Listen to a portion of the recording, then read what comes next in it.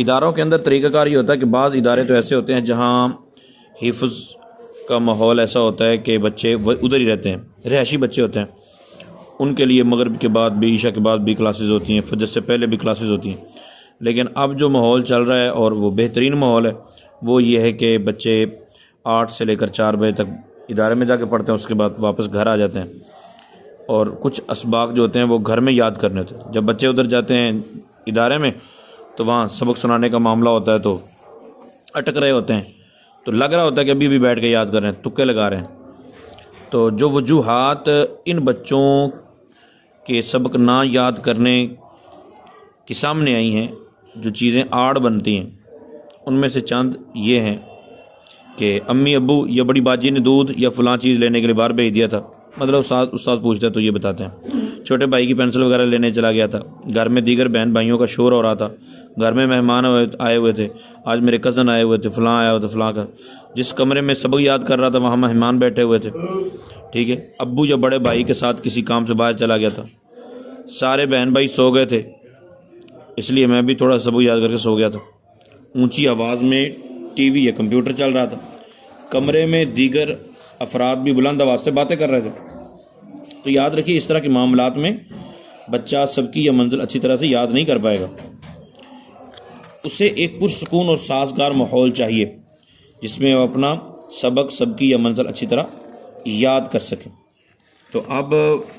والدین کو اس حوالے سے مناسب اہتمام کرنا چاہیے۔ ممکن ہو تو بچے کے سبق سبقی یا منزل یاد کرنے کے لیے علیحدہ کمرہ مختص کر دیں،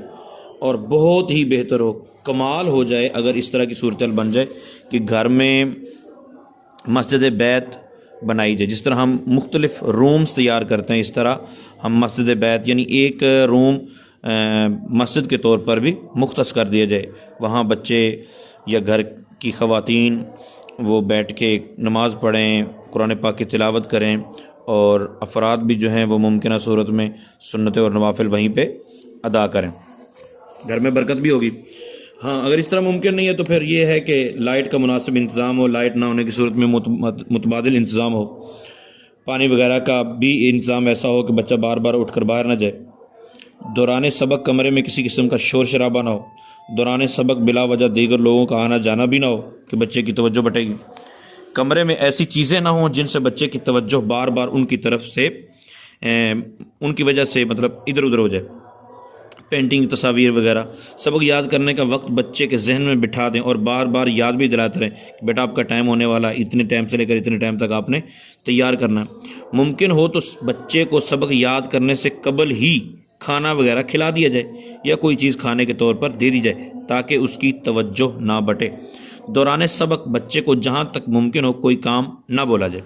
ضروری کام ہو تو کسی اور کو یا سبق سے پہلے یا بعد میں بولا جائے۔ سبق کے اوقات میں اس کمرے میں ٹی وی، کمپیوٹر وغیرہ نہ چلایا جائے۔ سردی گرمی کے اعتبار سے مناسب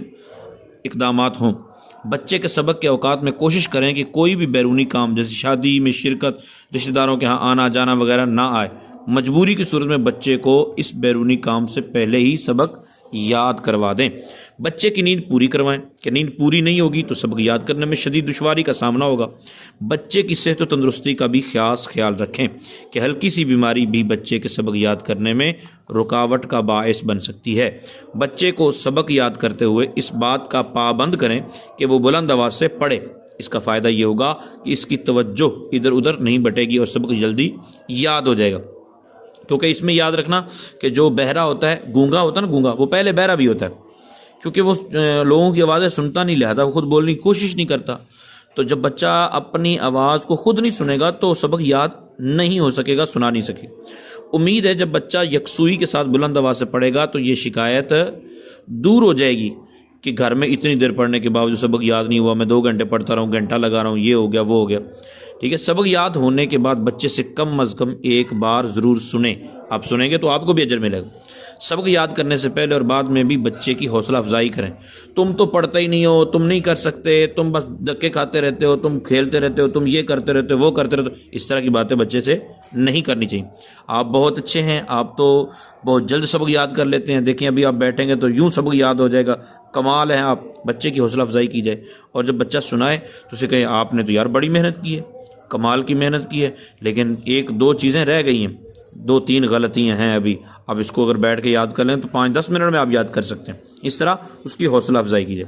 ہر اس بات سے بچیں کہ جس سے بچہ احساس کمتری کا شکار ہو، یہ بچے کے سبق یاد کرنے پر اثر انداز ہوگا۔ بعض وقت یہ ہوتا ہے کہ وہ نہیں، تینوں نہیں یاد ہونا،